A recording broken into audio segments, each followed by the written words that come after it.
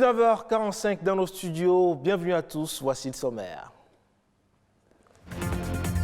Ce 23 septembre, c'est la journée mondiale des langues des signes. Ces langues qui permettent aux personnes sourdes ou malentendantes de communiquer à l'aide de gestes sans faire usage de la parole. Et on parle de cette maladie neurologique qui cause des démangeaisons internes ou des sensations de brûlure dans les jambes, appelée la maladie de Willis-Ekebom ou encore le syndrome des jambes sans repos. Cette maladie est peu connue du public. Enfin, on parle de l'abeille, ce petit insecte qui fabrique du miel. Elles vivent en colonie et travaillent pour la survie de leur groupe, un mode d'organisation au sein duquel chacun sait quoi faire.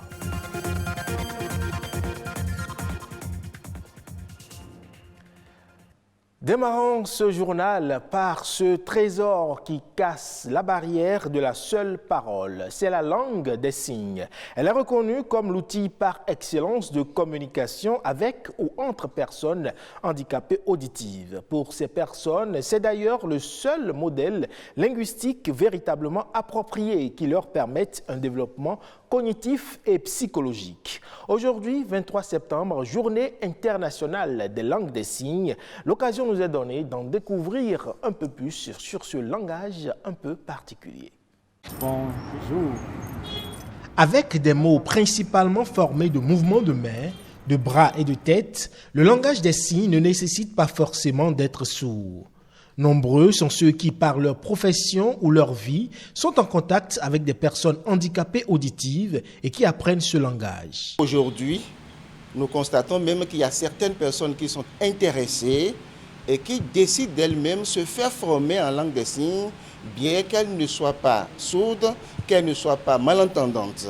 Selon la Fédération mondiale des sourds, il existe environ 72 millions de personnes sourdes dans le monde et plus de 80% vivent dans les pays en développement.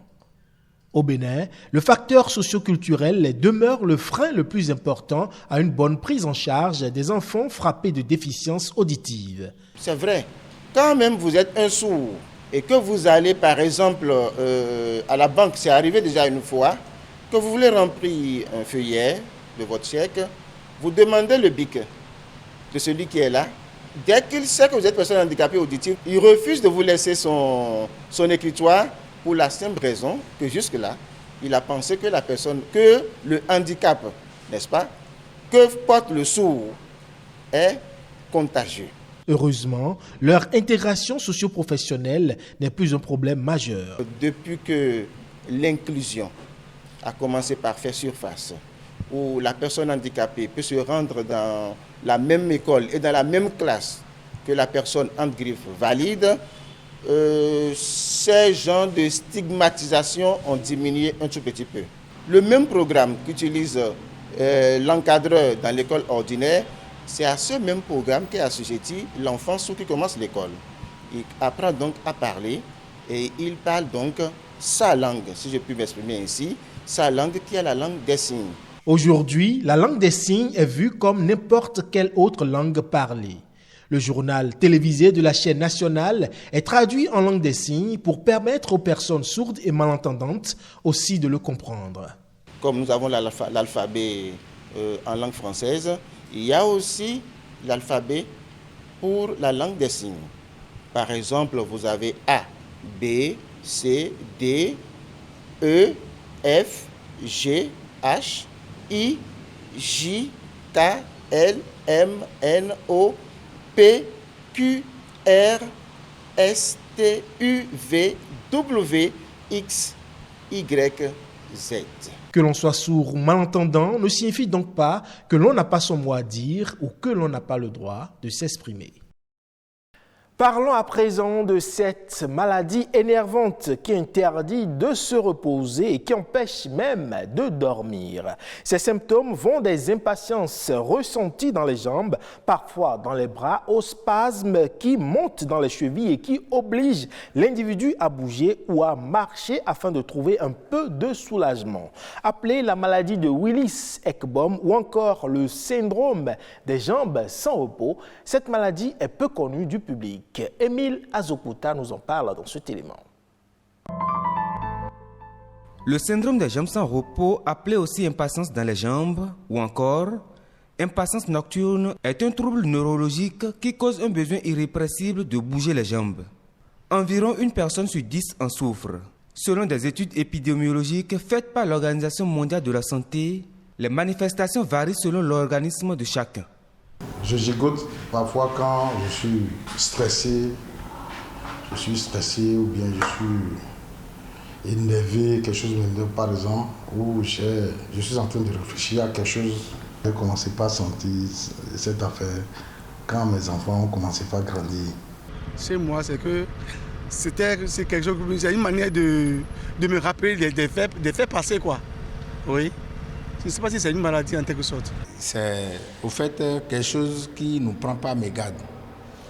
Moi, par exemple, c'est lors d'un match d'entraînement que j'ai reçu un coup au genou. Et à des moments donnés, il arrive que je constate que les nerfs ne me permettent pas, mes pieds sont parfois coincés. Donc, à des moments donnés, c'est ça qui me titille et j'ai comme de la douleur dans le genou qui parfois me force à faire ça. Cette sensation irrésistible est donc dans la plupart des cas un réflexe. Cliniquement significatif, elle est parfois modérée ou sévère. Selon les spécialistes, le syndrome des jambes sans repos n'est pas une maladie, mais plutôt un trouble neurologique suscité par un manque d'une composante chimique dans l'organisme qui permet aux nerfs de communiquer entre eux et de réguler les mouvements. Et aussi, dans les causes, on retrouve aussi ce syndrome qui est lié à des causes secondaires, donc comme une carence en fer, et la supplémentation aide à traiter le patient. Parfois, on a des tics qui ne sont pas forcément le syndrome des jambes sans repos. Néanmoins, dès l'apparition des premiers signes, il faut chercher à consulter son médecin. Le caractère qui prédomine dans le syndrome des jambes sans repos, c'est la survenue vraiment au repos et qui va donc augmenter le soir. Et il y a l'anxiété, comme vous le décrivez, le fait d'attendre et de manifester une impatience parce qu'on attend à la banque, à la poste, etc., n'est pas forcément le syndrome des jambes sans repos. Mais c'est des éléments qu'il faut surveiller pour le dépister. Il est important de noter que l'on peut présenter des impatiences de façon intermittente sans pour autant développer un véritable syndrome des jambes sans repos. Connaissez-vous la vie des abeilles? C'est un monde extraordinaire, méconnu et pourtant riche d'enseignements. Les abeilles forment une société très structurée qui s'apparente à une grande entreprise. Au sein d'une ruche, par exemple, des milliers d'abeilles cohabitent et s'entraident pour un seul but commun, la survie de la colonie. Un spécialiste nous donne ici des précisions. Il est au micro de Amandine Agnabosso. C'est une communauté très organisée. Une colonie d'abeilles contient quand même des milliers d'individus. On dit qu'au moins à partir de 40 à 70 000 individus sont dans une colonie d'abeilles. Dans une colonie, il y a la reine qui gouverne tout. Après la reine, donc il y a surtout le rôle de pondre et d'organiser la communauté. Il y a les ouvrières qui travaillent, qui font tout. Il y a les faux bourdons. Et chacun a son rôle dans la communauté et ça fonctionne pour produire le miel et beaucoup d'autres produits de la ruche, tels que la cire, il y a la propolis, la gelée royale, etc. Les mâles qui sont les faux bourdons ont surtout un rôle d'accouplement. Et bon, je ne les envie pas. Après un accouplement, le mâle, il est fini. Et quand la communauté s'organise et fait de la réserve, à la fin, les ouvriers les poussent au dehors de la colonie et ferment la ruche, ce qu'on appelle le massacre des mâles. C'est quand même important parce que sans l'accouplement avec la reine, on ne pourrait pas avoir de jeunes parce que c'est une communauté qui se renouvelle très rapidement. Et donc, pour qu'on ait une abeille adulte, c'est une affaire de quelques jours. Donc il faut que la femelle, la reine, puisse pondre continuellement. Mais ce qui est merveilleux, c'est qu'après l'accouplement qui se fait dans le vol nuptial, la femelle, donc la reine, peut pondre pendant 1 à 3 ans des œufs fertiles. Vous voyez, c'est merveilleux. Les abeilles piquent en général pour défendre leur quiétude, pour défendre leur réserve. Parce que le miel qui est produit en réalité, c'est pour passer la mauvaise saison. Et nous allons voler. Donc quand les abeilles se sentent perturbées, maintenant si vous allez aussi dans leur environnement parfumé, ça leur donne une idée qu'on a des fleurs avec leur senteur. Donc, ça fait partie des choses qui les orientent dans la recherche de nourriture. Donc elles peuvent venir à vous. Mais c'est en tournant autour, si vous menacez, tuez, vous chassez. Bon là, c'est en ce moment-là qu'elles se sentent agressées. Et ce qui est dangereux, c'est que quand vous en écrasez une, tout le monde vient à vous parce que désormais vous portez l'odeur. En Ouganda, à présent, les écoles primaires sont toujours fermées pour lutter contre la propagation du coronavirus. Depuis mars 2020, les enfants ne suivent plus d'enseignement, sauf pour les familles les plus aisées qui ont accès au système des cours en ligne, j'allais dire. Beaucoup s'inquiètent encore aujourd'hui des conséquences sur l'avenir de leurs enfants. Suivons les précisions de nos confrères de France 24. Depuis le début de l'épidémie, Kavira, 16 ans, n'a passé que quelques semaines sur les bancs de l'école, 2 années scolaires volatilisées. Pour tenter de la maintenir au niveau, sa mère s'improvise enseignante. Parlons biologie. Des organismes. Qu'est-ce que tu peux me dire sur les organismes? Pour donner ses cours, cette mère est contrainte d'acheter des livres à des vendeurs ambulants. On est juste à la maison à ne rien faire.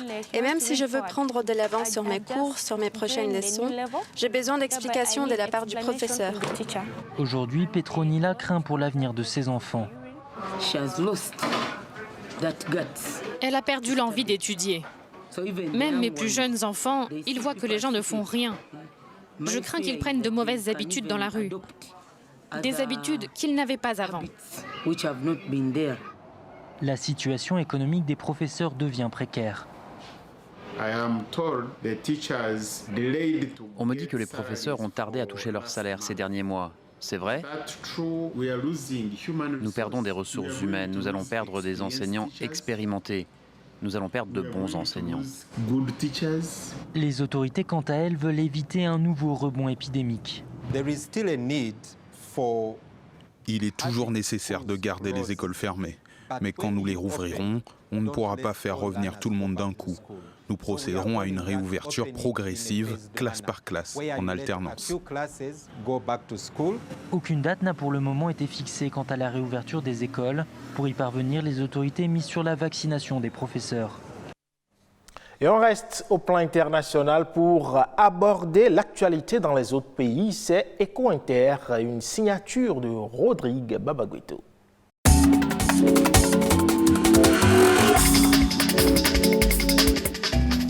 De grandes réalisations s'annoncent à Madagascar. Le 20 septembre dernier, le pays a signé avec la France 2 accords de financement. Le premier est relatif à un projet dans le secteur hydroélectrique. Le manque d'électricité à Madagascar fait partie des freins à l'investissement. Le Trésor français va donc investir 35 millions d'euros pour augmenter le taux d'électrification. Ce taux est aujourd'hui de 15% et il pourra passer à 50% d'ici 2023. L'autre projet concerne le développement des transports urbains. Il sera financé par un prêt de 116 millions d'euros consenti par la France. Il va permettre la construction de 2 téléphériques à Antananarive, une capitale congestionnée. Le prix des engrais azotés a bondi et les autres engrais suivent aussi la même courbe ascendante. C'est l'une des conséquences de l'augmentation du prix du gaz, un coup dur pour les agriculteurs qui ne cessent de repousser leurs commandes. Or, pour la plupart des paysans, il est difficile de se passer de ces engrais azotés, faute de voir leur rendement chuter. Sans lien direct avec le gaz, le prix de la potasse, un autre engrais, a lui aussi doublé entre avril et aujourd'hui. Les pays les plus touchés sont ceux qui importent la quasi-totalité de leur engrais. C'est le cas en Afrique de l'Ouest notamment. Le continent subit par ailleurs de plein fouet les hausses du prix du fret maritime. Résultat, l'engrais manque dans plusieurs pays comme le Sénégal, le Mali ou encore le Burkina Faso. Va-t-on vers la fin du charbon en Chine? Le président chinois Xi Jinping a déclaré devant l'Assemblée générale des Nations unies vouloir cesser de financer la construction des centrales à charbon à l'étranger. Pourtant, le pays est toujours le premier consommateur et a du mal à se défaire de cette matière fossile très polluante. Le charbon assure à la Chine la sécurité énergétique. Cette matière fossile est abondante et bon marché pour alimenter la machine industrielle chinoise qui tourne à plein régime dans un contexte de forte reprise économique. Et pour satisfaire ses besoins énergétiques, l'Empire du Milieu a mis en service de nouvelles centrales à charbon et même rouvert des mines fermées.